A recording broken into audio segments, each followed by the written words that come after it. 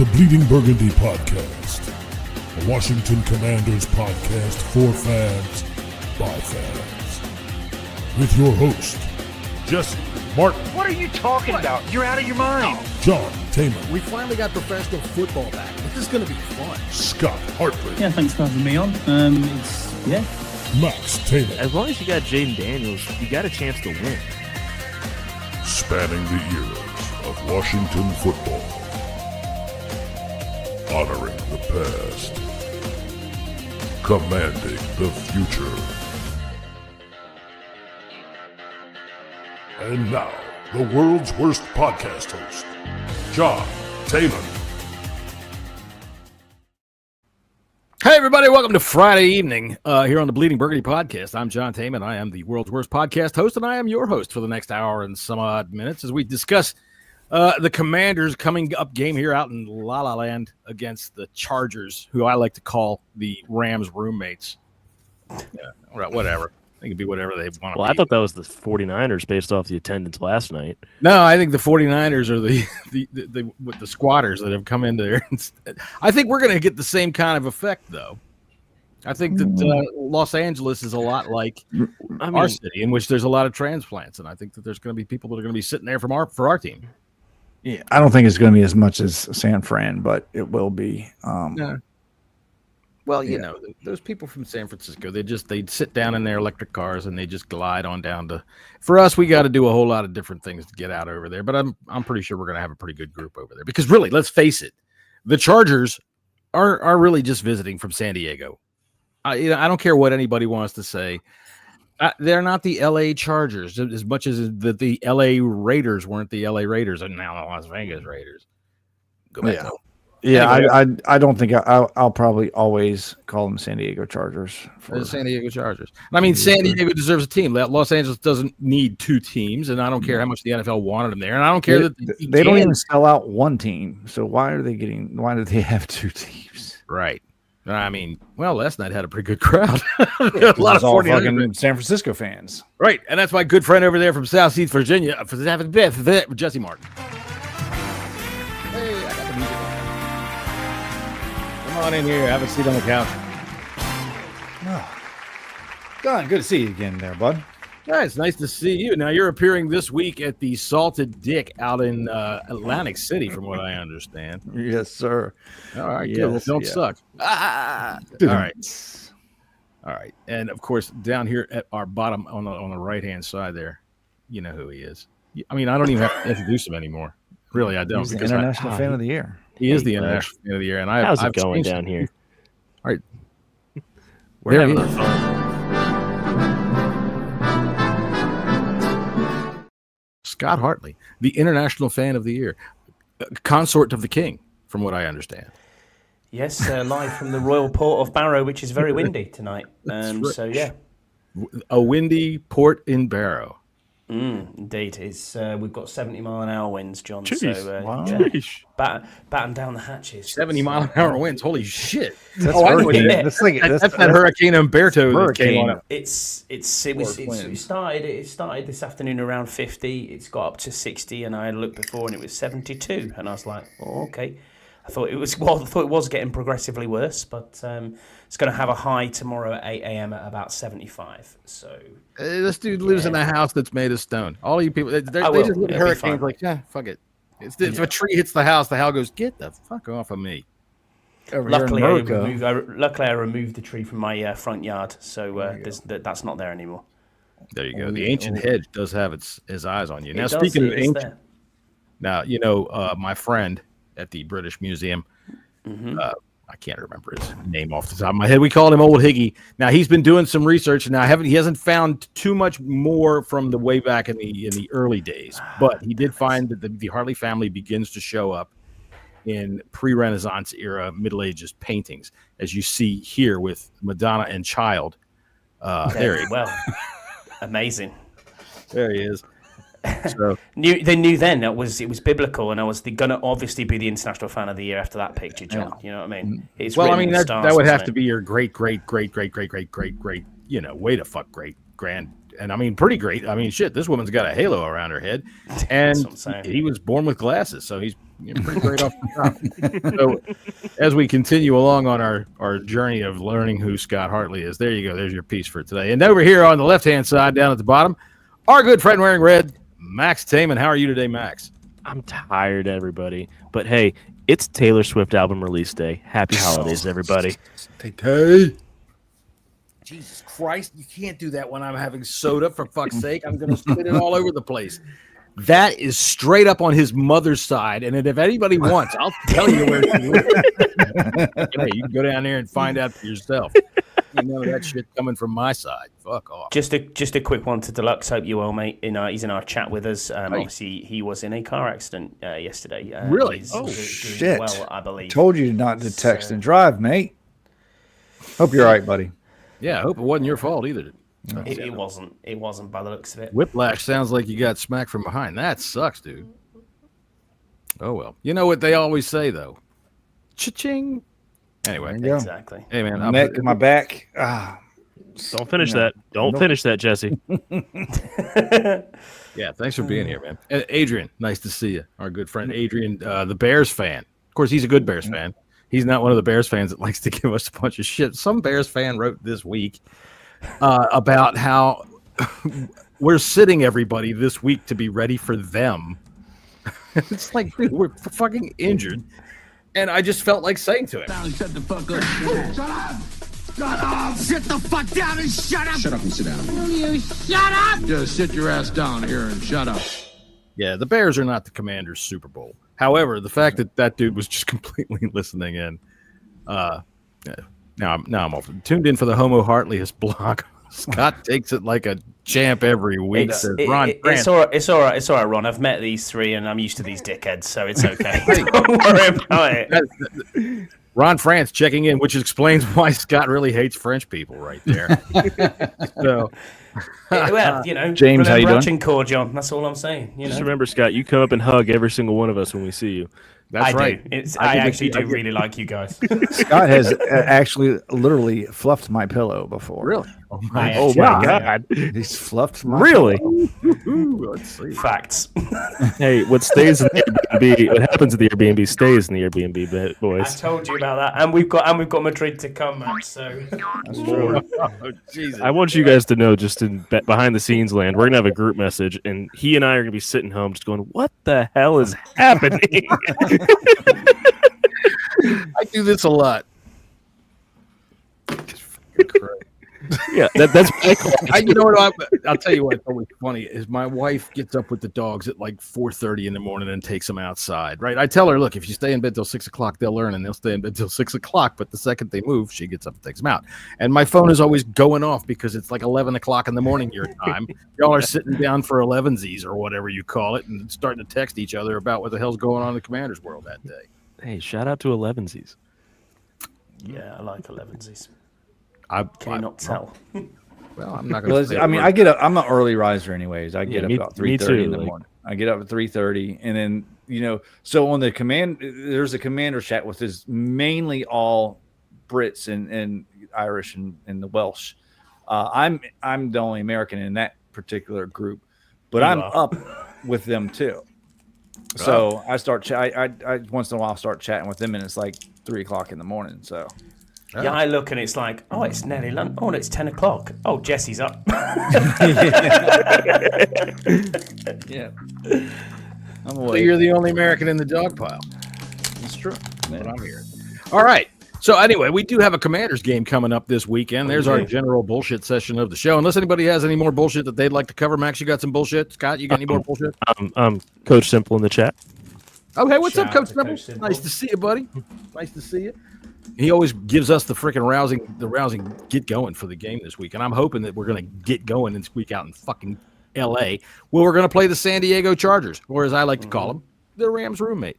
They're like the Jets. They're homeless. They don't have a house. They just kind of go in there when the other team's not looking, and they stick their names on the fucking locker rooms, but it's not really their spot. You know what? When the fucking Rams come in there, like last night, when the Chargers come in there on Sunday morning to go in there and get ready to play, there's going to be crap on the walls. Like, Herbert's a homo is going to be written on the wall.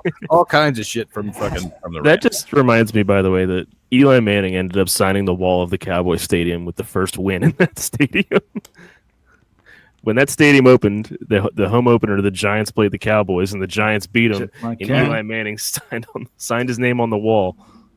I'll tell you what, for as much as I say that Eli Manning does not belong in the Hall of Fame, and I will go to my grave saying that, he's probably one of the within the top 5 guys that were ever in the NFL that I'd like to hang out with. That dude is funny as shit. Yeah.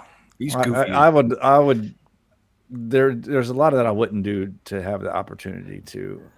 Well, there's not a lot I wouldn't do to have the opportunity to hang out with him and Peyton. Really, that'd be cool. That's just that sentence that you just said, though, Dad, is what you told me in the past. That's how I know it's not actually you. So where's my father? No. It's off the field. That's fun. You know what he'll do? I'll tell you what. This is one of my favorite pranks that he'll do quick as shit because he's got a hand that's the size of He's well, if you give him your phone, if you want to take a picture with him, he'll say, "Okay, here, give me your phone because I got longer arms." And he'll stick his hand out there and he'll take the picture, but before he gives it back to it, he'll change the language of your phone to like fucking Afghani or Chinese or whatever. He'll just do it, and then hand it back to you, and you're like, "The fuck, man? How do I get my phone back working?" Yeah, I would. There's a lot of stories I've read about him where he's goofy as shit, man. I bet he's fun as hell. Get him and freaking Marshawn Lynch in the same room together. Marshawn would be fun too. Yeah, my favorite guy. All right, let me see here. Where are we on our outline? All right, we got to do our fast first thoughts here. So I got to go up here and find this thing. And hey, I'm getting better at it. But there we go. Jesse, fast first thoughts. Yeah, I think it's gonna be another rough one, fellas. Another rough one. You don't have to say it fast, but okay. Scott, fast first thoughts. Snot pounding of the week. That's what's going to happen to us. Pounding. Snot pounding of the week. All right, fast first thoughts. Max. We got to get right for the Bears. Don't make it sound like it's our Super Bowl. Fast first thought out of me is it's not as rough as it looks. Yeah, that's what I say. I don't know about all of that. Where have I got this thing here? Since we mentioned Snot Hartley, I don't have the music here. Too bad. We're gonna miss the song. Would have been a perfect time to play the song for Snot Hartley. But too bad if you missed it. Snot Hartley did get back together last month here in Washington at the 930 Club. That's right. Snot Hartley, everybody, right there, as you can see. And we learned all about that on Get to Know Scott. All right, so Jesse, go a little further on your thought there. I think we're going to the Chargers got beat by one of the worst teams in the NFL. And again, I think they're going to try to wash some of that embarrassment off. I think Herbert's a really, really, really, really good quarterback, and they have a lot of weapons. And I rewatched our game against the Falcons yesterday. Yeah, it's bad. And it was worse than I thought it was. It was pretty bad, and I'm just not sure. Not offensively, I'm not really worried about our offense, but our defense. I want and think Which should be at least relieved of his play calling duties halfway or soon. I just don't know if Quinn's that type of person that's going to let that happen. It seems like Quinn is very loyal to his guys. And I think that's going to be our downfall this year, fellas. All right. I got one thing. First, I'm going to hit this. It's hopeless. We'll never make it. Never. We're done for. Now, Scott, if you had to pick things that were worse than Jesse thought, what would that bring to mind? Like an AIDS-infested prostitute with the plague? You know, what's worse than what Jesse could think of? It's worse than I thought. Oh, my God, that's fucking bad. What were we looking at out there? Go ahead. On your fast first thought, what do you got to explain? My fast thought, when I said it's a snot pounding, I'm kind of in the agreement with Jesse. We all, in our pre-season predictions, had this as a loss, every single one of us. Mm-hmm. And I don't think that changes. I can barely see us scoring. Well, I don't even think we'll score 20 points in this game. Really? And I think no, I don't. And I think our defense was horrible last week. I, like Jesse, watched it back and was kind of like, ow, it's worse. Yeah. It's worse than I thought as well. I'm sick of hearing catchphrases like "ball is life" and "we're here to put the players in the right positions." You haven't done that. You're playing one of the best press men corners. You're playing him in zone, and he's 5 yards off. He's 5 yards off. simple motion is confusing Joe Witt. How is that even possible? No. You know, if we can see it, or I can see it from a couch 4,500 miles away from a stadium, surely him in a booth can see the issues that we're having. He talks a great game in press conferences, but he needs to back it up. Because for me, I'd have fired him already. Did you see what he said today about, or was it yesterday, about how they're plugged into social media and, you know, that's really bringing them down? So don't really care. It's our fault. Not care. No. It's our fault. We got to accept responsibility for this. Joe Witt says the reason his players suck out there on the field is because we tweet mean stuff about them. You know, like what the fuck? It's because the International Fan of the Year says Joe Witt should be relieved of his duties. Right. Yeah. You know, why is Marshawn Lattimore confused as soon as somebody goes in motion? We're asking questions on that. Yeah. And what did you call it? A snot beating? It's a snot pounding this week. That is exactly what it is.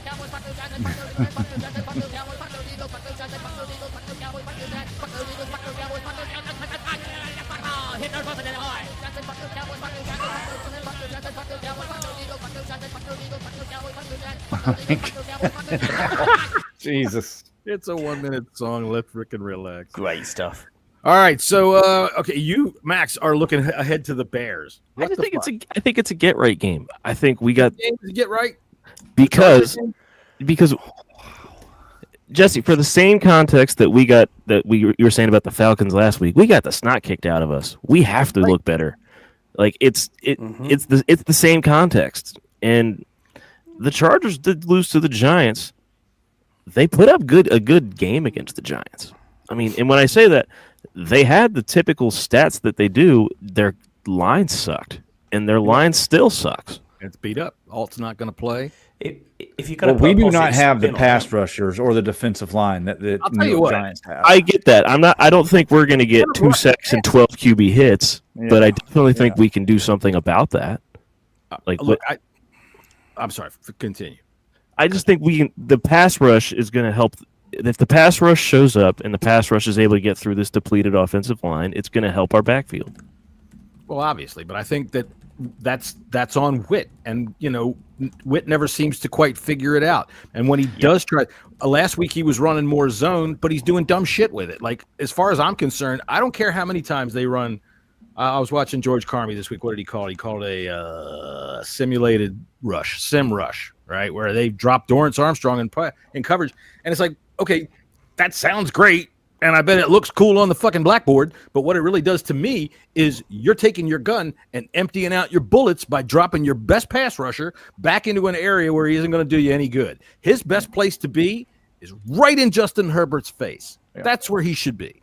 I want to see that. I can't remember what my first thought was. It's not as bad as it looks, because I do think we can take advantage of that offensive line. We have a chance to win this game. Jayden Daniels is in the game. If we can do things a little bit differently than we did last week, and you know, the players stayed off of social media this week, and I got to apologize. I've said a few things that might have. If you'd have said before the season started, you'd had all these injuries, you'd had so many people to IR, you wouldn't have your best running back, you wouldn't have your best wide receiver, and Jayden Daniels had missed 2 games, and you were 2-2. I'd have took that. Yeah, but it's not all of our injuries are on the offense, and our offense isn't really the issue right now. It's the defense, and we're going to have to put up 40 fucking points to win games. And because of some of the injuries that we have, that's not going to fucking happen. It's not going to happen. So we're going to our defense has to make a couple of stops a game. Yeah, it doesn't look like they're going to be able to do that. Yeah, especially when you have somebody making the play calls. They're calling every type of defense, except they're calling it at the wrong fucking times. And that's not scheme. Like I'm scheme and play calling. It's so frustrating to see it, because people that don't know shit know more shit than the people that's supposed to know fucking shit. To me, it looks like somebody playing Madden that doesn't know shit. Like me, I'm just picking shit. I don't know. What the fuck, let's try that. That looks pretty good. Max, explain how is there any fucking process of thought in what Joe Witt's been doing? That's right. I dumped it all on you. Go ahead. I know, and there really isn't. Am I right? It looks like he's just haphazard, trying to guess. I mean, here's the thing: is like third and long you play zone. He's been doing that, but he's been calling zone blitzes, which means that you're going to have to take people off your defensive line to blitz, and that's where Dorrance Armstrong drops into a hook zone coverage, and it doesn't fucking work. No, so he rushes the passer, and it's if you want to run a zone blitz, that's fine, but you have to disguise it better. You can look at our defense and determine what they're going to be in just about like that. Mm-hmm. So it's. You have to disguise your coverages better, and you're going to be able to find that your blitzes work. When they tell me the motion, we're making jokes about it. I made a joke about it last week that just simple motion befuddles this fucking defense.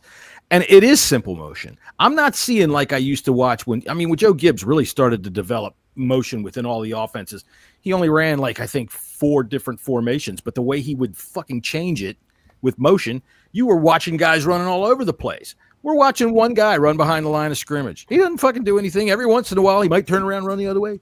And all of a sudden, we're like, what the fuck happened? That's the thing. Like when I go back and watch that game, like if a lot of people are putting a lot of blame on Lattimore, which he deserves some blame. Sure. But who's playing worse? Mikey Sanders still. He looks absolutely fucking lost out there. And that is on coaching. They do not have a plan. When someone goes into motion, the whole play call is fucked up because they don't know what to do. They need to have a plan by Wednesday of what happens when motion takes place. Who's going to? They're not switching up. They're not passing guys off. That's just right. I've seen multiple times where I've sit right there. I've seen Lattimore yelling at people, trying to get them to do it, trying to get them to point.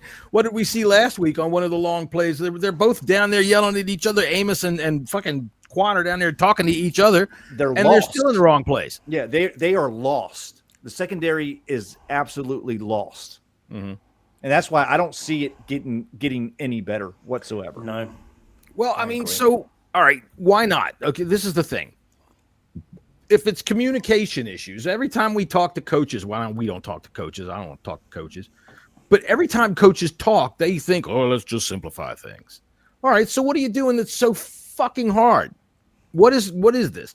This is, at its base level, football.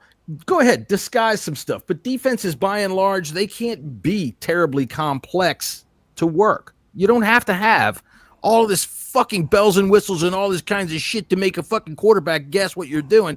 Last week, Penix didn't. You can't give a guy a coming out party like that.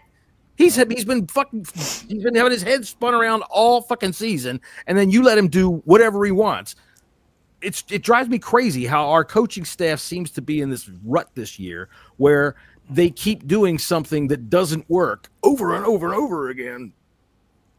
Square peg, round hole.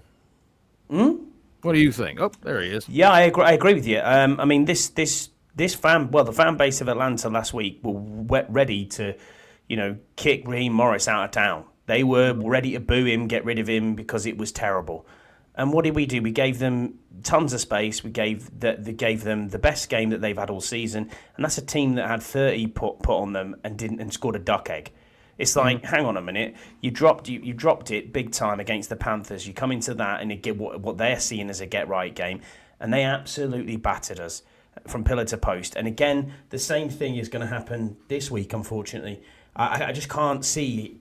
Yeah, I see this as a from pillar to post, really?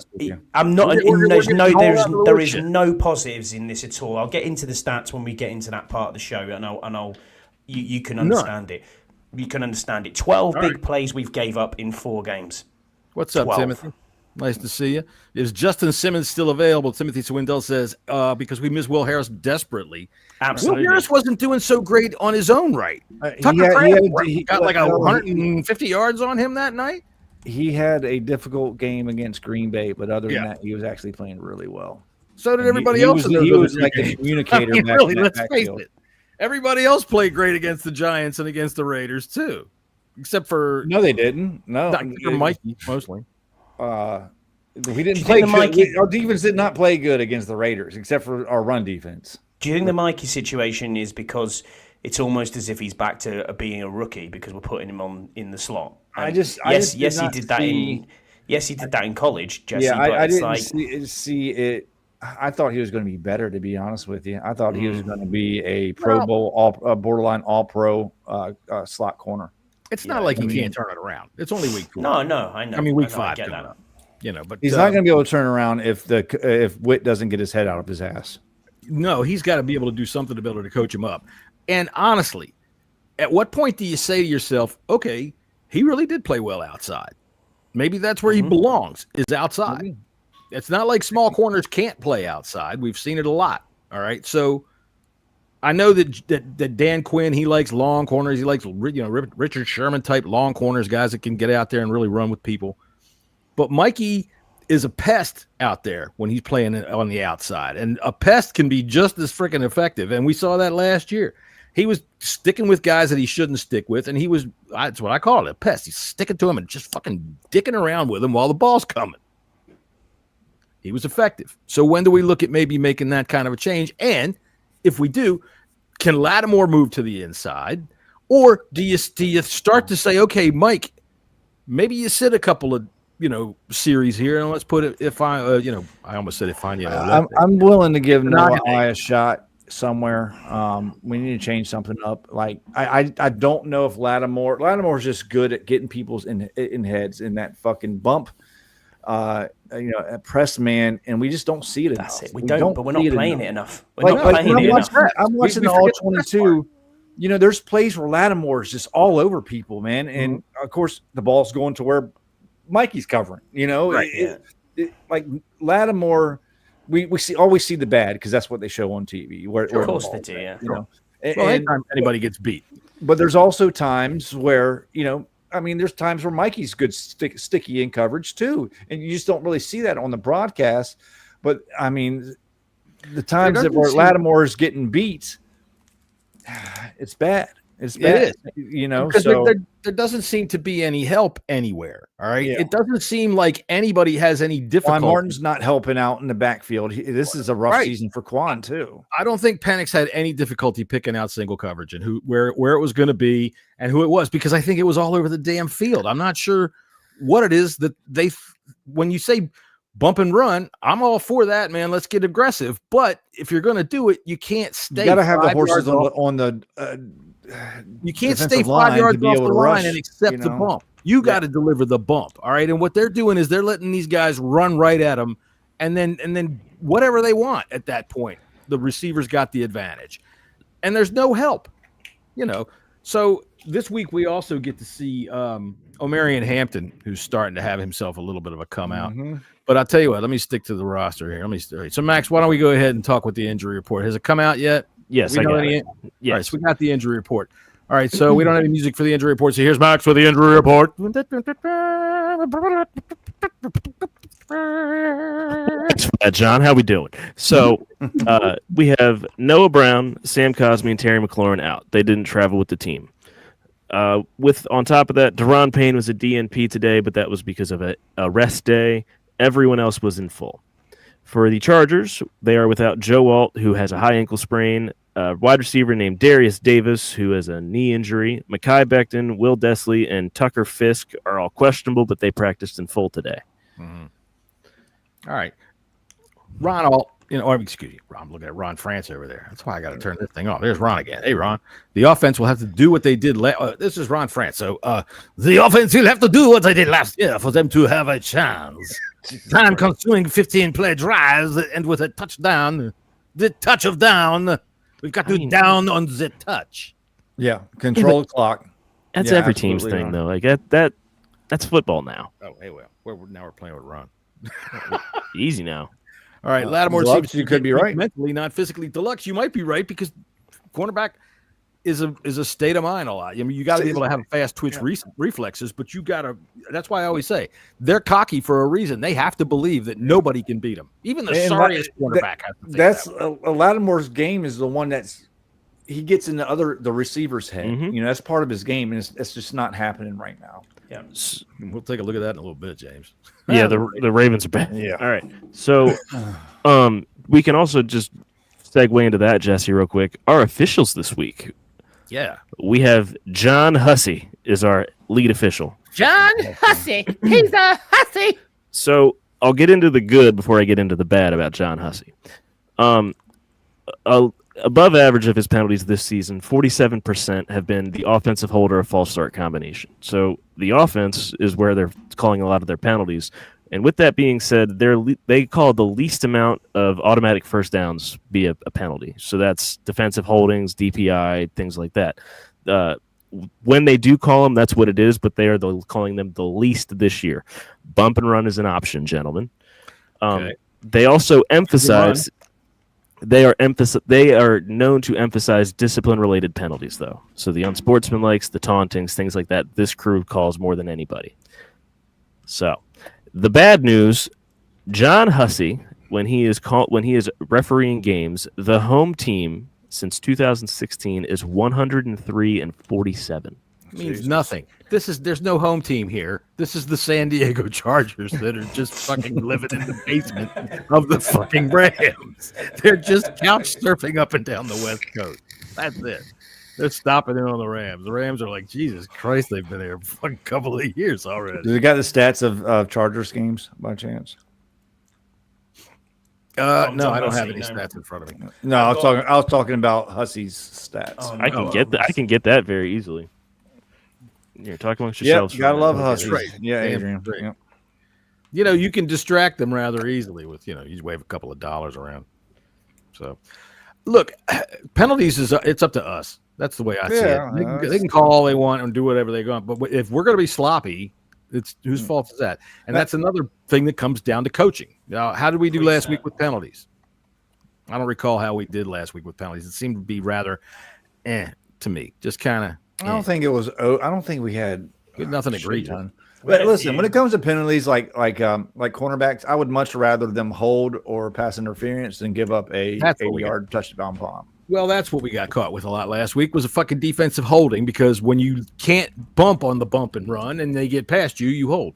And that was the thing, man. When you say bump and run is an option this week, we got to say to our defensive backs, that doesn't mean stand back 5 yards. Get a bump. And plus, if you stand back 5 yards, you're going to get called because you can only bump. You can hold, right? In that first 5 yards. That's right.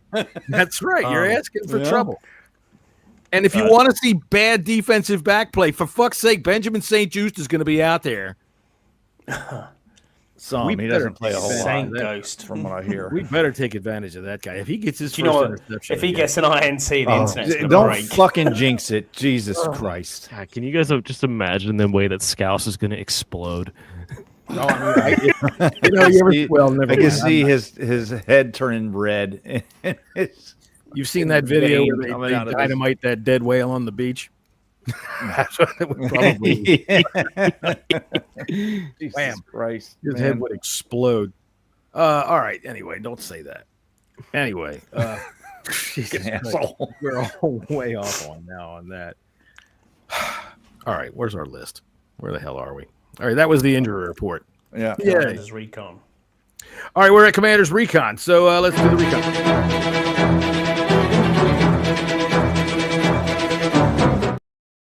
I don't know if you know it or not, but we do have a guy out there in the fucking field like that with binoculars and a helmet that we send out to go look at the other team. His name is Sergeant Corey. So Corey the intern. Corey the intern, Sergeant Corey. Thank you very much. We're going to paint Corey up to be matching the end zone. He'll be out there this Sunday, everybody. Okay. All right. So give some stats, Scott. Scott, give us some stats. So Justin Herbert, this season so far, he has 7 TDs, 3 interceptions and 12 sacks. He is averaging 265.8 yards per game. He has 1,063 yards, which is the 4th highest in the NFL. Omarion Hampton is their biggest rushing threat with 270 yards, 5 per carry and 2 TDs. Quentin Johnson. Now, I know James talked about this earlier in the chat. He's breaking out. This is our problem. This is our going to be a problematic for us. 337 yards and 4 TDs so far. As a team, they have 7. What is classed as 17 big plays. Quentin Johnson has 7 big plays. Yeah. He is 4th in contested catches amongst wide receivers in the entire NFL at the minute. He is a deep threat. and he is obviously good at catching the ball. Keenan Allen is their next wide receiver. He has 231 yards, 3 TDs. Lad McConkey, a bit of a down year for him so far. Only 175 yards. I think this zero is his TDs. breakout game. That's the guy today. Yeah. He's going to be coming out of the slot against Mikey, and he's going to be like, I mean, they're all three are going to give us trouble, but sacks-wise, Tuli Tuipulotu, linebacker, he has 4 sacks. He's their one to highest. watch right He there. had 4 last week. Like That's right. he's He had none third going 4 into the times. season. Yeah. So he's going to be a problem, obviously, for Jayden. I'm not confident with Jayden in this knee brace. It just gives me PTSD when I look at it. I'm just like, wow, how is his movement going to be? You know, is he going to be as agile and mobile as he normally is? He'll be fine. What I don't want to see, though, is I want to see the sideline is your friend. You know, just if we're at 2nd and 7, take 5 yards. Take 5 yards. Right. Don't just go, oh, I've got to get them extra 2 yards and run for it. Just use the sideline. Just use the sideline as your friend. Don't You worry know, about it. our buddy George Carmy put out a tweet a little while ago, and he was talking about, within the first the first drive, Jayden Daniels needs to do a read option and keep it just to let him know. Let him know, hey, I'm here. I'm here. And I kind of agree with that. So yeah, I don't want Jayden playing scared, or I don't want the team to call this game scared. We've seen enough of that out of the fucking so far this year, in both offense and defensively. But yeah, I going back to Herbert, his over under is 264.5. I would slam that over. I'd slam he's that averaging over. what's he averaging? 265. So yeah, getting a yard either. You're getting a yard in it, aren't you? But I mean, yeah, he's a good quarterback. We all know that, and their game is not going to be necessarily the run game. I think they'll try and establish the run from Amari Hampton, but it's out the backfield. They're going to be throwing deep against the sorry secondary that we've got at the minute. Well, they've also got Omari and Hampton working out of the backfield catching the ball too. Yeah. All right, he was catching the ball last week, and now, I mean, he's the only guy since Najee Harris got busted up, and he's been catching the ball ever since. They do spread it around quite a bit. I think they're all going to be a problem. Keenan Allen is a beast. Keenan Allen, he's a beast. God knows, I wanted him coming. I wanted us to sign him. I wanted us to sign, and he's worked out so far. Going back, I mean, he's got history with Herbert. Herbert knows him really well. They know each other, and Johnston is breaking out in front of everybody, just like a fucking pimple on prom night, just coming right on out. Adrian, and then McConkey's going to have Mikey's got to step up. So who gets the help? All right. Who gets the help? What are we going to see? Are we going to see Bobby Wagner trying to chase O'Marion Hampton out into the flat? They've got Arandi Gadsden the second at tight end, who's not much of a threat. But, what are you going to do there? I think you got to put. I think you got to put Lattimore on Keenan Allen, and let him follow, and Amos on Johnson, and hopefully Sanders still. Adrian Lindsay says Chargers are a well-coached group and talented. Harbaugh usually brings a team ready to play. That said, sorry, I've already discussed. Was anybody surprised to see how poorly the Chargers played against the Giants? I was surprised. Yeah. Me too. Yeah. I was surprised. But everyone lays an egg. Everyone can have an off day. It happens in it's football. We've had 2. Mm-hmm. Well, yeah, we did. we had the Packers game was definitely laying an egg on both sides of the football. The Falcons game are off, dude. 27 points out of a backup quarterback, you should win the football game, But that's the thing. 68 points. I think 61 points our offense put up in 2 games that Jayden was out. Right? We had 7 points or 6 points from the punt return. So yeah. David, thanks for being with us. David, he says, my feeling is that any quarterback who has to wear a brace should be playing. And I mean, you might have the point, but I think if Jayden can be at least 70% of himself, and that brace is just for, he doesn't want to wear the brace, but no, he does. Just some extra protection. Mm-hmm. I hated the brace. This isn't, and the headgear and the rubber bands and shit. Scotty has already said that this brings back memories. I'm sure he's talking about RG3. This isn't an RG3 situation. No, he's talking about his own knee. Oh, okay. Well, both. It's bad memories. He got his knee wrecked up for both. And then David also says, but what do I know? I'm just a Commanders follower from Leicester, England. It's Leicester. Same fucking thing, man. It's not. It's Leicester. Y'all yes, can't we can spell. spell. We invented the language, Jesse. You just adopted it. Thanks very much. And then made stupid changes to words like colour and aluminium. I don't know. Anyway, Leicester's a wonderful place. Aluminium. It's aluminum. Damn it. You know one word that Leicester we is didn't a change? Crying. Just see when we're just you have a look out your window and see if we're coming back up the Potomac, John, because it's about time. Americans change words.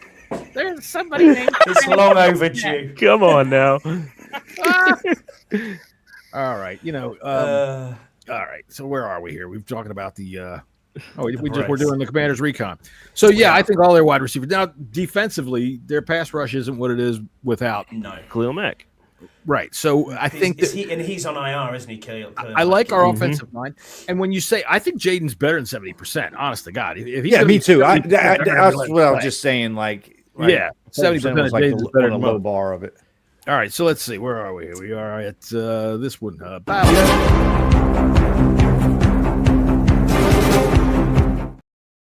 Commanders battle plans. You had something you wanted to say? No, I was just going to defense. They are good against the Chargers. Defense is good against the run.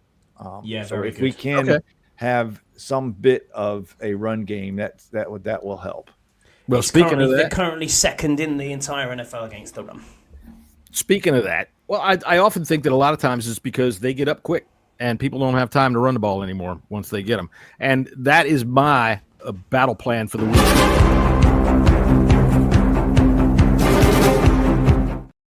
Have a plan to establish the run. Don't just use it as this haphazard thing. And if it gets stuffed early, don't get scared and run away with it. Run away from it. The Chargers give up 111 yards a game on the ground. Okay. That's total. That's all right. So what I'm saying is that's like middle of the pack. They're not number 2. That's what PFF says. Oh. They give up 111 yards a game. For the record, we give up 107. Wow. Their run defense is worse than ours. All right then. So our run defense has been pretty good though. Well, that's my. Oh, go ahead. Sorry. I was just saying, we can give them all the hype, but they're far from being number 2. This is where I'm coming from with that. For one, you all have known how I felt since we've started this season. We don't stick with the run game, and when we do against the Raiders and against the Giants, we fucking mash. All right, that's football. I don't give a fuck about fantasy football other than my own teams. But in terms of actual players out there on the field, don't sit there trying to get on SportsCenter. Let's go to 40 points, 50 points. If you have a solid run game, it helps everything else that you're trying to do, and especially in a game against a team that's got wide receivers that can fly up and down the field and beat your defense that can't communicate together and doesn't know what they're doing, and they're out there reading Twitter and they're going, this guy Jessy just said that I run like a duck. What the fuck is this? Right? So let's establish the run. Get out there, and I don't mind a 3-headed monster. All right, but hard when you establish and run when you know that when their offense gets on the field, they're going to score. That's fine, because then we're going to take the ball back. We'll get the ball back, and then we'll go score, but it'll take us 7 minutes to do it. All right. You just limit the time that they are there. Let your defense rest as much as possible. Pound them with fucking McNichols and pound them with Rodriguez, and then let Bill get outside. I would love to see them do a little bit here with Bill this week, because his pass blocking's not very good. But let him just chip somebody in the side and flare out and catch that little dump off pass and go. I would like to see a little bit more work from the wide receivers in the passing game. I do. Is this your battle plan? All right, let's go with Jessy. Is that your battle plan? Let me hit the music. No. All right, well, let's do it.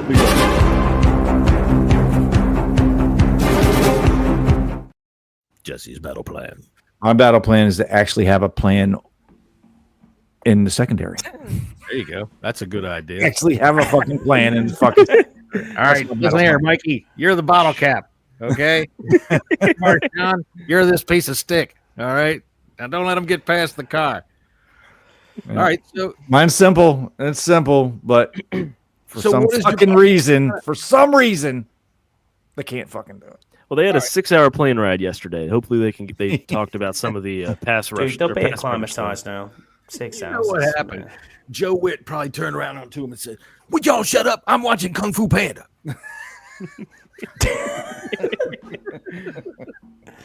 Quart 5. Jesus Christ. All right, so Max, Yes. how can they do that?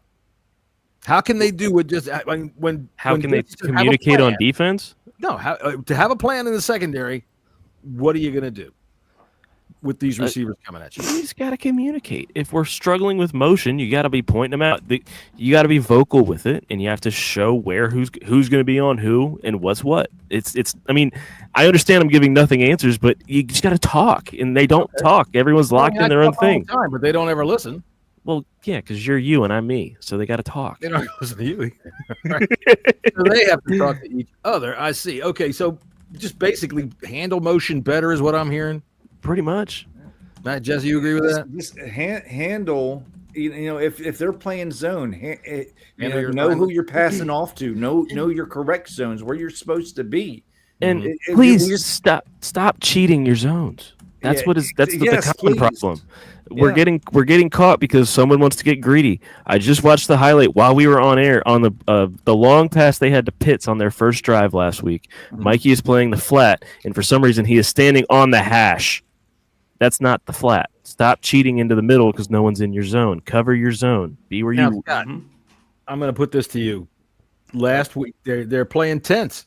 They're playing tense because they don't have any turnovers. They don't have any takeaways. They're doing that right there so that they can try to steal one because they're reading on social media. And I know myself, I tweeted at least 5 or 6 times that this defense has to get takeaways. And they're probably looking at that and out there on the field thinking, man, John Taman's coming down on us, man. I got to cheat one over here and see if I can snag one. Any credence to that, do you believe? Guys, I'm sorry. I think so. I think it's because we're tweeting out. I think it's what Joe Witt says. It's not looking good, is it? No. I mean, honestly, Jesse's right. We do have to get a plan on defense to do something, but how you can do that in 3 days, I'm not so sure. But communication should not be a problem. These are the same problems we've had for 3 years.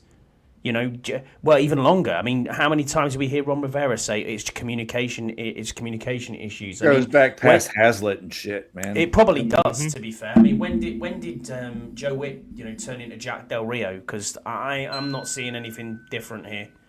Well, now that's interesting that you should bring that up because I'm going to try to find this online so that we can listen to it. But Ron Rivera is going to be calling the game on the radio. Oh, he is. He's on the radio. Yeah. But then how does he do that, John? Because how can he hold a microphone if his arms are continually folded? Well, he's got one attached. He's got a headpiece like me. Okay, then there going right here. He's going to sit there and he's going to go, Deron Payne, I remember that guy. Yeah, I remember him. David says Joe Witt Jr. confuses me with this hard-hitting way isn't for everyone. Well, if you're 10 yards off what you're hitting, it's fresh air. Exactly. He's not wrong. David's absolutely spot on with that. He's not wrong at all. Gotcha, buddy. It was kind of conglomerated. Do you know what? Yeah, but here's a nail, David. You've hit it on the head. There you go. That's the problem. Okay. No, I it's what I said. If you are going to stand that far off the ball and try to play man, you can't do it because you are accepting them. You've got to be the aggressor. You've got to get in there and you've got to take them off of their fucking route before they even get started. You've got to fucking chuck them, knock them, make them. Their timing is it's split second. So take away 1/10 of a second. Make them go somewhere they don't want to go. Shove them into another guy. Disrupt their plan. Get out there and take the freaking initiative for it. But if you stand back 5 to 10 yards, you are going to be passive. You're going to accept whatever they're going to do, and they can fucking do anything, as we see when you've got no help. They'll twist you around. You can't keep dropping your best pass rushers into coverage. You can't keep putting out 2 linebackers so that we got fucking Wagner isolated out on a running back that he can't catch. We got to figure out how to get to the quarterback and play in the back end like a normal football team does. I'd like to see a little bit. We need to see. Listen, last year Wagner and Lulu played 100% of the plays. Yeah. I think there's like 2 plays. There were a couple games where they played like 92%. Sure. This year they've played 100% of the plays. we need to change up. We're playing this 5-2-4, sometimes 4-2-5. We need to start a little, do a 4-3 base sometimes. Get some of these other linebackers like Kehoe, Madrano, McGee out here and get some some game time experience. Change something up. If you're going to send a linebacker into zone coverage, don't send a fucking grandpa out there. Yeah, don't send a 35-year-old guy. Now, we spent the summer talking about age, and how much it relates to football. Age 30 is one thing. Age 35 is entirely different. Okay, running around at 35 is you lose a long step by then. We love Bobby. He is absolutely. I'll never disrespect him at all. But you're right. He is great in the run game. He's good at blitzing, but good God, he is a liability in coverage. You just can't keep up with him. Now, when they say he's the quarterback of the defense, he's going to be out there calling plays and things like that. Well, okay, if there's so much communication problem, that ain't working either. All right. Good, Max, I need you just to check in your fridge to see if on the side of the milk carton it's got a picture of McGee on there. I'm not sure because he's missing. I don't even think they know who he is. You call up the milk carton people, they'll be like, who? This coaching staff's been talking about him non-stop. They've been talking about him non-stop, and we haven't seen him once. We haven't seen. He's got 3 tackles this year. Last game, it did seem like they were playing tag football because they'd touch him and no one would go down. Right, tackling. You gotta wrap in, right? I was watching that last week, and you were right because I'm watching Quan dive with his helmet and his shoulder pads to try to knock somebody over. Dude, just stop trying to take him out with a big hit. Don't stop trying to be on fucking Sports Center. We were great week 1 at tackling. Man, they stuck. They would wrap up. They'd stick them. You bad tackling happens week 1, week 2, but by then you should. You got to be better by now. Nobody's playing preseason. What happened from week 1 on? Because we've been shit tacklers ever since week 1. Yeah. Yep. Well, Luvu, his role kind of changed a bit last week. He's doing a little bit more what he was doing last year, and I thought he had a really good game. He's about the only one on the defense that we could give a butt pat to for anything. All right, so who we got here? We got a battle plan. We're still on battle plan. Scotty, what do you got? Yeah. Stop the explosive plays and get to the quarterback. Quick. I want to see some more quick game. I want to see screens. That's the sort of thing I want to see on offense. Screens to Bill or even designed runs for Jayden. Maybe if that's the way we're going to have to go to establish the run game, as you said, John. Yep. But we've got to get to Justin Herbert. They've got 17 big plays and we've gave up 12 in 4 games. That's simply not good enough. They're salivating off on this about the explosive play. That we've given up more explosive plays already this year than the whole season last year. Yep, 12. We're like games. Yesterday's enchilada. It's crazy. Go ahead, Max. Our pass rush. They have a bad O line. That's where you take advantage of it. Just get home. Oh my goodness! Make him fumble. Look what the Giants just did that, and the Giants beat them. Yeah, I think it was you said, John, on Tuesday on the show. You said that, and I look back at that. I thought you were absolutely right with what you were saying.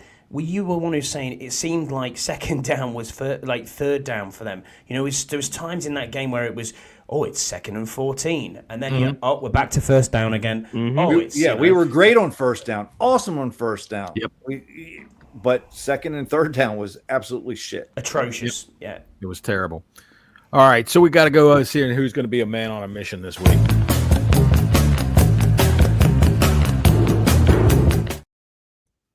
I got to tell you, I have had nothing to drink tonight but Diet Pepsi, and I'm fucking dropping words all over the place. Thank you very much. Delicious. Pay us. I don't have anything to drink, guys. Pay us. I do like the fact that we're all on the diet stuff as well. So, the point is that I'm tripping over words and slurring my speech and everything like that. I'm not having a stroke. Trust me. That's big. You're American, John. I guess it's something like that. I don't know. I think if I would have had maybe a glass of wine or 5, my tongue would be a little more lugubrious. There you go. All right. So who's a man on the moon?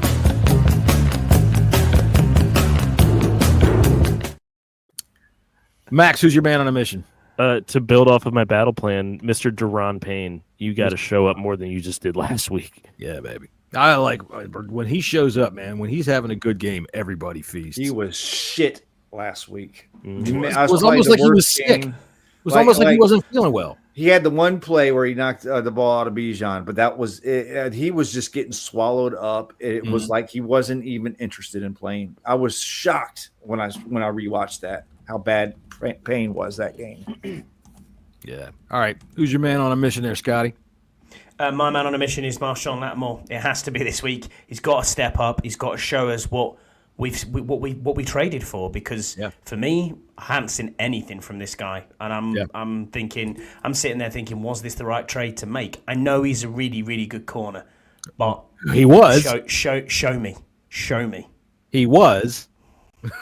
There's always that in the NFL, man.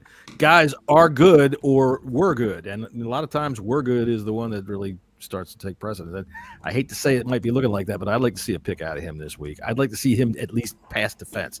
I've seen, I might be wrong, but I've seen one pass defense, and it was in the Giants game, and it was a very badly thrown ball from Russell Wilson, and we could see it from where we were sitting. He just stuck his arm out and knocked it down.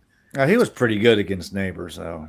He was pretty good against Neighbors. Well, Neighbors had pre-knee injury skitters. He knew he was going out 3 weeks later. He was like, fuck. So, all right, let's see. Jesse, your man.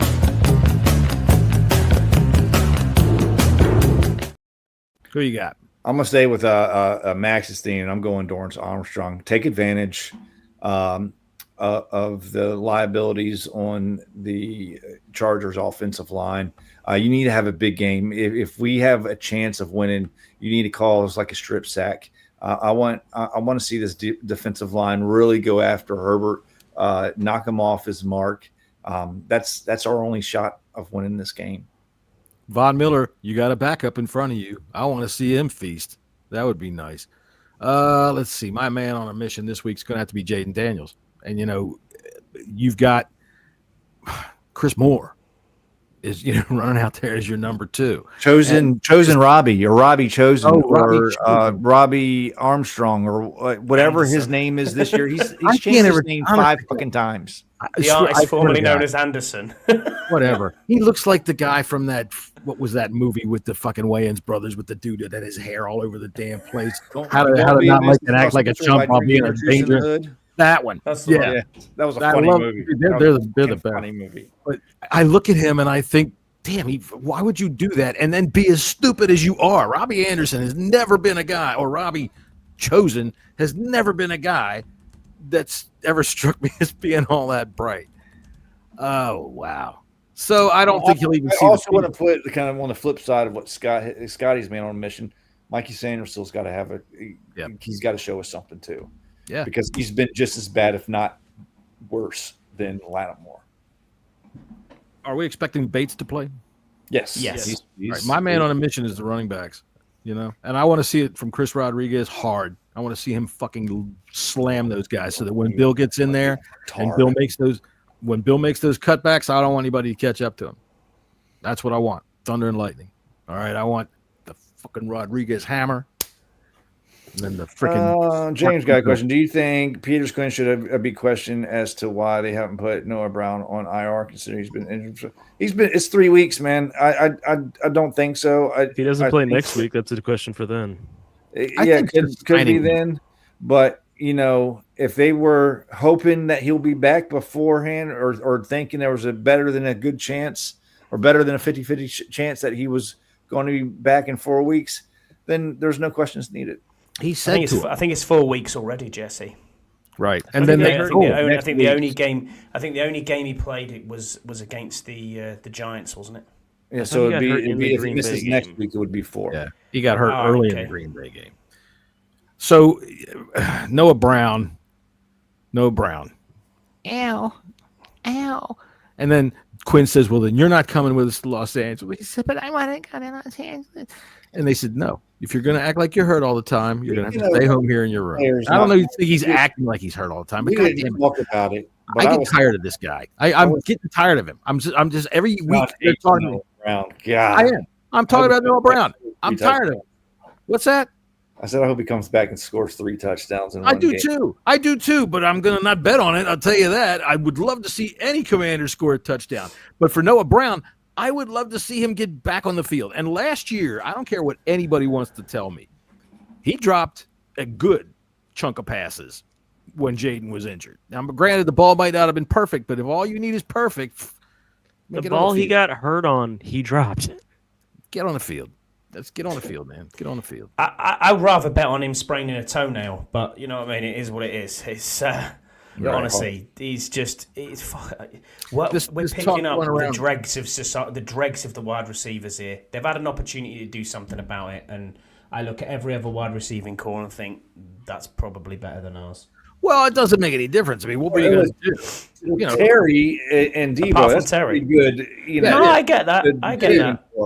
If McCaffrey continues to develop, all right, which I hope that Jayden targets him tomorrow or Sunday, because that's been, in my opinion, his main problem. He gets open, he just doesn't get targeted. So I'm hoping that he's going to have to target him because I think he's pretty good with the football. But at the same time, when you say you're looking at everybody else's wide receiver room, all right, there hasn't been much opportunity to upgrade. You know, this is something I was saying to folks just today when they're talking about me. Well, they should have been more aggressive in free agency. Well, you can't. When when you go to the store and all the bread has mold on it, guess what you're buying? You're buying moldy bread. You're going home. No. Who was the wide receiver who got 143 yards last night for San Francisco? Oh, I agree. We tried. He wouldn't sign here. We tried to bring Bourne in. We had him in for a visit, and he told us right before week 1, he said he's going to sit back and decide between the 49ers and the Commanders. Should have fucking kidnapped him and not let him out of the room. Well, he went with Mac Jones. I know. If anybody ever has to wonder whether or not it's Kyle Shanahan or the quarterback, Jesus Christ, Mac Jones is lighting it up now. You understand this now? Remember, too, everyone thought go into the bowels of the stadium and find a maintenance man and put him in a quarterback. Still to the day as I die, Mac Jones is not a good quarterback. I mean, don't matter when it's Kyle Shanahan. Everyone thought the Niners were going to draft Mac Jones, and they went with Trey Lance. Well, I'll tell you what. Not do that. I'll tell you what. Let's move on to our NFL segment of the show here. Let's get into that. And before we do that, I do have 2 emails. I want to tell everybody you can email us at bleedingburgundypodcast@gmail.com, bleedingburgundypodcast@gmail.com. I have 2 of them to read today. And number 1, dear podcast, this one comes airmail. From the UK. Why does everyone keep calling me Harry? And why the hell isn't there any water in the damn toilet? Sincerely, Carson W., a Viking in London. So what's up with that? What's up with that? All right, over under on how many times that on Sunday during the pregames they fucking do the he looks like Prince Harry joke. I would say 3. More than once. So I was first. 3. I was first. I'm calling it right now. What were you setting it at? 3? Oh, Jesse, there you go. What's that? Well, can we also just make it over under? How many Carson Wentz plays is he going to make this week? How many plays it's going to? Well, there he is. Well, we'll get to it. We'll get to that. I got one more email to read, and we're going to get into that. Let's see. Dear John, Jesse, Scott, Max, and sometimes Tony. Fun fact: among several Cajun people in the deep bayous of Louisiana, scatabo is a word that means this boy suffers from generations of inbreeding. Kisses, the fact guy, Des Moines, Iowa. So now I got to tell you, in case you haven't figured it out yet, I usually write these emails. I mean, I don't know if anybody, but I didn't write that one. So the fat guy, that is a nice fact. I really enjoyed that. I'll read it to you one more time. Among several Cajun people in the deep bayous of Louisiana, scatabo is a word that means this boy suffers from several generations of inbreeding. That's just great. That awesome. Boy's scatabo. That's awesome. Boy's scatabo. Keep them coming. Keep the emails coming. All right, I'm going to turn it over to Jesse now. We're going to do some picks, and we're going to talk about some gambling and all that kind of stuff like that. So if you are a kid and you're not old enough to do that kind of stuff, for one, you shouldn't be listening to us anyway. And for number 2, if you are also one of these people, you got to say this because it is a legal requirement. If you're using any of our picks or our advice to go ahead and gamble, you're a fucking idiot. What the fuck's the matter with you? Jesus Christ. Yeah. Thank you. Wrong. All right, NFL week number 5, and we are in London at 9:30 on Eastern Standard Time Sunday morning. We have the Vikings and the Browns what a shit show quarterback game this is going to be. We have Dillon Gabriel making his first start. Hang on, I'll get it there. Here we are. There we are. In London. Man, I tell you what, your first game's in London. Woo. Yeah. Woo. And Carson Wentz is under center again with Minnesota. Minnesota is a 3.5 point favorite. The over under is 35.5. 35. Yeah, 35.5. Yeah. Hey, and you wonder why there was 17,000 empty seats in the stadium for this game. Yeah. That's Shit right. show. Let's go stand in the rain. Okay. Now, the thing that this is the first time that a team's played back-to-back in Europe, so this is going to be interesting to see how the Vikings did. Yeah. That'd be okay. I mean, the Vikings and Steelers game, that was a pretty good game. I enjoyed it. Yeah.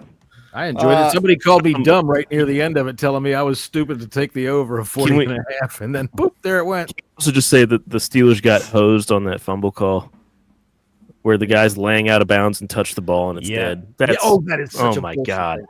That is such a bullshit rule, man. The ball is out. That means possession is lost. All right, it's a free ball. You do not gain possession by having your finger on it outside while you're out of bounds. That was crazy. I know it's the rule, but I think it's a stupid they got hosed. Rule. Ramsey got. Not only did Ramsey get hosed, but he pulled his hamstring on that, unless he was doing a joke. Because later on in the game, he went out.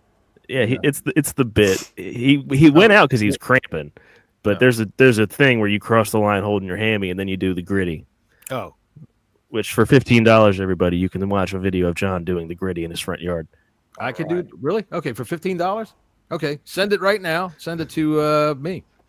Care of me. All right, so I got the Vikings in this game. So have I. Yeah.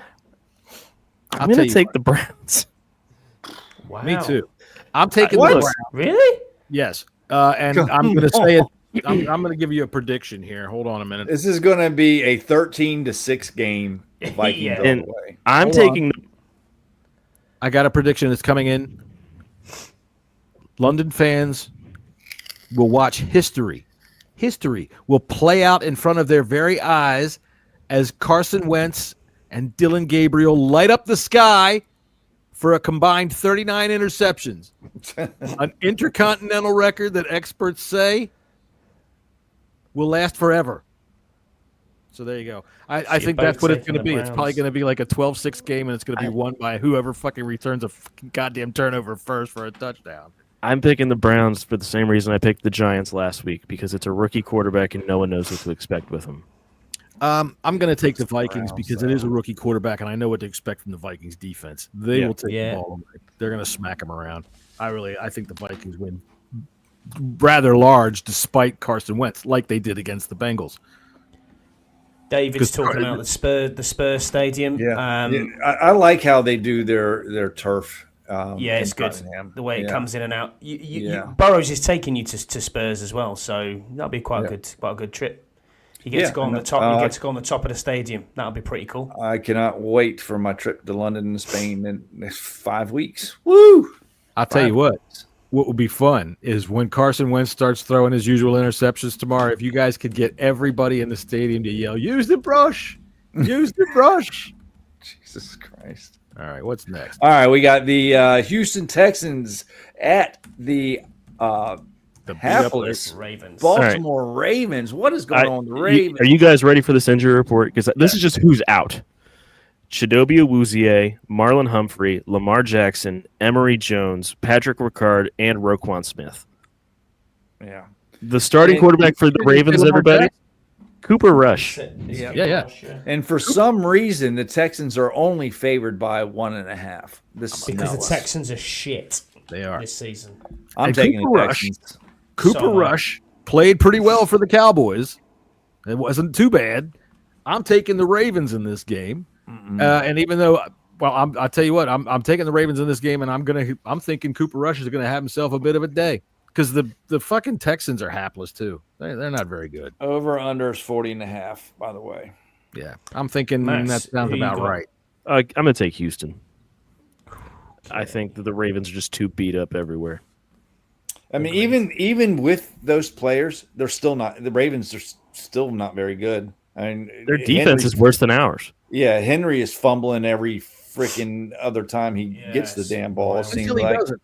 You know, it is Derrick Henry. All right, it is Derrick Henry, and he's a cornered bull, and eventually he's going to bust out of that thing. And I just don't believe in the Texans. And going into Baltimore as a favorite, to me, I mean, that says a lot about how the Baltimore Ravens are playing and how they're beat up. But Cooper Rush isn't as bad, I think, as people think. And yeah, but they got to change that complete offense. They don't like. That's the thing with us with Mariota Daniels is we can run basically the same thing. They have to change everything. I don't think it makes much difference. They wouldn't have him there if they didn't think that he could do it. Besides, Harbaugh's hearing the booze, man. Harbaugh's feeling a bit of heat on his ass. And you know who their QB3 is in Baltimore, right? No. Tyler Huntley. That's who they should be playing. Oh, okay. Seems like Scott, what you got? If we don't roll through these, we're going to be here for I've got Texans, mate, yeah. Yeah.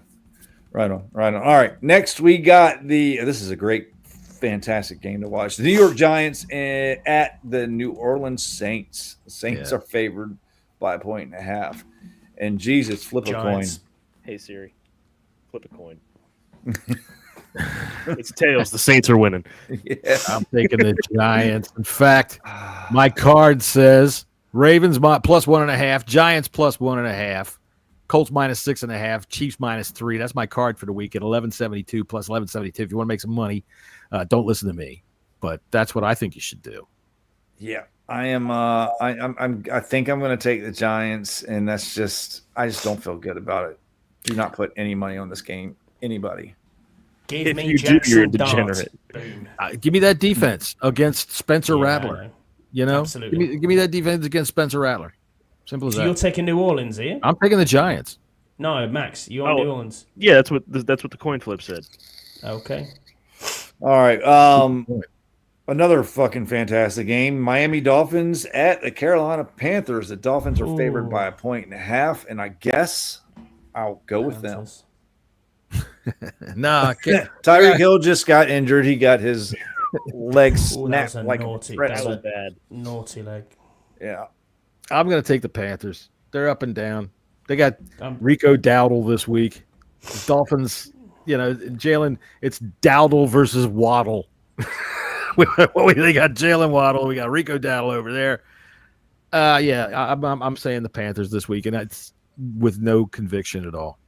Panthers for me is the home team. I'm taking them, especially after they put 30 on Atlanta a couple of weeks ago. So I think they'll be okay. Max, I'm gonna take the Dolphins. I'm just the lone wolf today. No, Jesse's on the Dolphins. All right. The Dolphins. Raiders and the Colts. Colts are favored by 6.5. And I told you guys last week that if the Colts would win, I'd jump on the bandwagon. Well, guess what? You're in the bandwagon. No. Fuck the Colts. But they're still going to win this one. Yeah. Okay. They're going to win this going away. The Colts Raiders. Indeed. The Raiders, anytime that they show up like they did last week, it's an anomaly. I don't care. They did show up last week. Yeah, I don't believe in Geno Smith. The Bears. Max, the Bears picked him up like 3 times. Didn't they intercept him like 3 times? Everyone's got the Colts. Yeah. Go on, Daniel Jones. So this is probably one of the games of the week. We have the Denver Broncos at the Philadelphia Eagles. Now, can the Eagles, can the Broncos stop this Eagles putrid offense? This is like the most boring offense in the entire league, going up against one of the better defenses, if not the best defense in the entire league. I think the Broncos are going to give the Eagles a run for their money. I think the Eagles are going to squeak it out, but I would take the Broncos plus the points, Eagles to win. I would agree with all of that.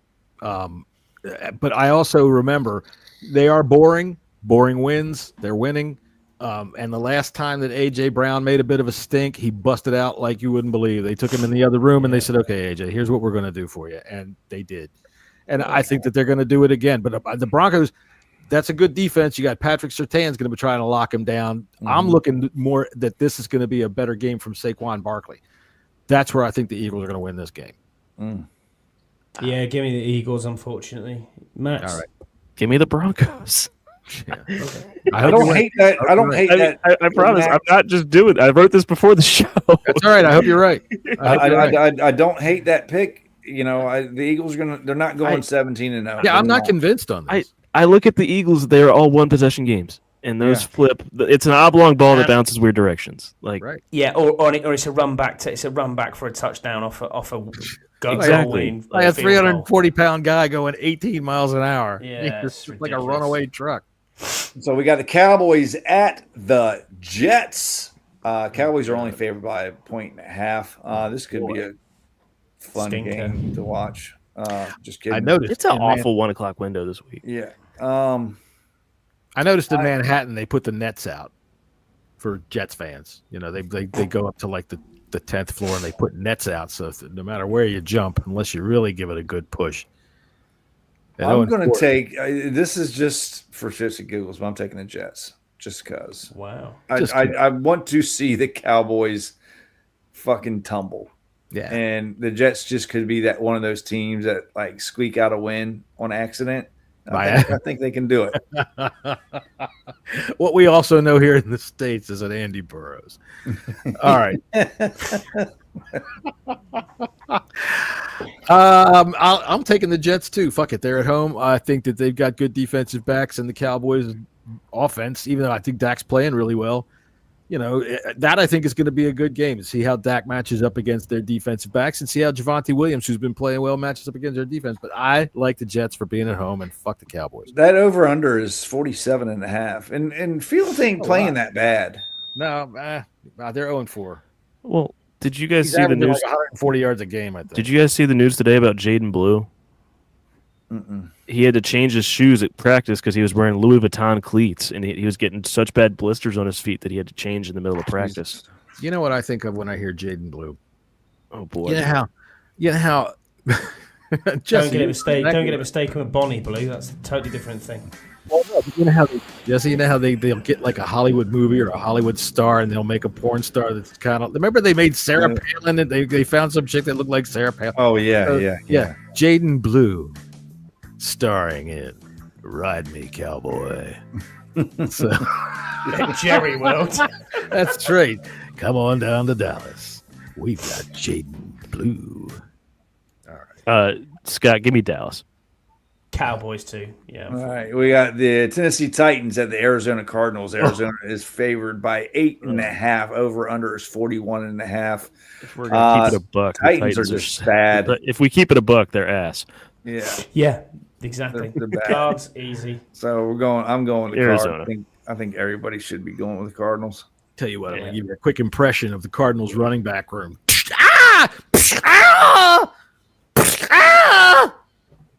There's nobody left. They got DeMarcado coming around out there. And Michael Carter. Somebody's going the down. third string back is Bam Knight. Here's what I'm going to Nice. Bam. Still going to win, though. Let's get down to Bam just to have Bam out there, man. Come on. Max, are you going Cardinals too? I'm going Cardinals. Scotty wants to go to bed. I do. It's getting late. All right. This is a good game right here. The Bucks and the Seahawks. Seahawks are favored by 3.5 now. Oh, the Bucks are so hurt. Baker Mayfield was on the injury report. Had a bit of a what was it? You want to talk about? Oh no, that was he had some sort of injury, but I think he's going to play. I'm going Bucks. I'm sorry. Bucks. They're injured a little bit. Seahawks is playing well, but Sam Darnold is still Sam Darnold. But he's not. He's now new Sam Darnold. New and And- improved Sam Darnold. I'm taking the Seahawks. They're at home. Hey, this is going to be the best uniform matchup of the week. Both these teams are wearing throwbacks. But also, with Bucky Irving's out, Mike Evans is out, Jamel Dean is out, the Seahawks are going to win this game. I think so. And both of these teams came in the league at the same Are time. the Bucks doing their They're wearing creamsicles again. creamsicle? Those are the ugliest uniforms in the history of uniforms. Wait till you see the Seahawks' old uniforms. They were disgusting.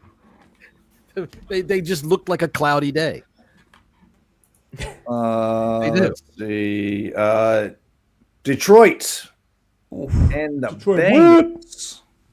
This is going to be an ass whooping. They might. The Lions might score 75. Belt to ass. I'm going to That's what shock this you. I'm going to blow your mind. My Scott, same game write this parlay down. is on. Is it on this game? Yeah, I think you're saying game. Oh, yeah, parlay is your on this same game parlay. Big What was mine? ding. Oh, Big ding. Oh, there he is. Where is he? There we go. All right, Big easy money, same game parlay of the week. We have Jake Browning plus 150 passing yards. Chase Brown, 40 rushing yards. Jamar Chase, 40 receiving yards. Jared Goff, 175 passing yards and 1 passing touchdown. Amon-Ra St. Brown with an anytime touchdown and 60 receiving yards. Jameson Williams will have 30 receiving yards and will record a 15-yard or higher reception. Sam Laporta, 25 receiving yards. Jahmyr Gibbs with a 10-yard reception or higher. And David Montgomery with an anytime touchdown with 30-plus rushing yards. At plus 1191, that's money in the bank, guys. Money in the bank. Not a lot of money for a big-ass parlay like that. But yeah, that's how heavily favored the Lions are. Actually, a lot of stuff's got to come in for that. That was they're all makeable. They're all makeable. That was you didn't have the right number on there. It was 31.98. Oh, all right. Right here. Yeah. Okay. Well, that's a lot more. So that's much better. Good. Yeah. Good. Let me make sure it was. Yeah, no, 37.11 plus 37.11. All right, that's better. Plus 37. Oh, look, is anyone not taking the Lions? Yeah, here, let's be honest. Say, if anybody's I'm telling you what, Detroit, I'm going to go ahead right now and tell you the Bengals are going to shock the fucking world and lose 37-6. They're going to get an extra field goal this week. They're doubling their output of the last 2 weeks, and they're coming in strong. 37-6. The Lions are smoking them, and they're only going to get 37 because they're going to lay off them. Next. All right. The Patriots. Is this a Sunday night game? Yeah. Yes, this is Sunday night. Patriots Bills. Buffalo's wearing the white out. Buffalo's favored by 8.5. Easy. Look, the Bills are rolling on all cylinders right now. Easy. They're the best team in the NFL, and they're not going to come out of this game with a loss. So no chance. The Bills. Patriots are pretty doggone good, I gotta say. Not really. They put up 40-odd points last week. Their defensive line's been getting after people. I'm taking the Bills to win this game, but if I would to put any money on it, which I might, I'm taking the Patriots to cover that 8.5. The Bills. Okay. The Bills, yeah. The Bills. All right, we got the Kansas City Chiefs at the Jacksonville Jaguars. I can't Monday Night Football. This is an interesting game. Listen, the Jags haven't been playing half bad this year. The Jags Jags playing half good either. The Jags have forced 3 turnovers every game this year. Yeah, I mean, defensively they're playing all right, but look, like the people that you're expected to like show up, like Brian Thomas Jr. Trevor. That's because Trevor Lawrence is only throwing 175 yards. He looks terrible. I mentioned this last week that there's a reason, and that's because Shane Waldron is in Jacksonville. Correct. Shane Waldron is the anti-QB whisperer. It's dink and dunk all day, every day. Okay. My wife's watching it every week, and it's dink and dunk, middle of the field. That's well, where I mean, it is. That's Johnny, let's be honest. You call yourself, you say you're a budgie's tongue. So I'm thinking that she used to dink and dunk. Maybe. Yeah, maybe. The prince that was promised is not the prince that was promised. That's for sure in Jacksonville. But give me the Jags. I just don't believe in Kansas City. I think they're not as good as everyone thinks they are.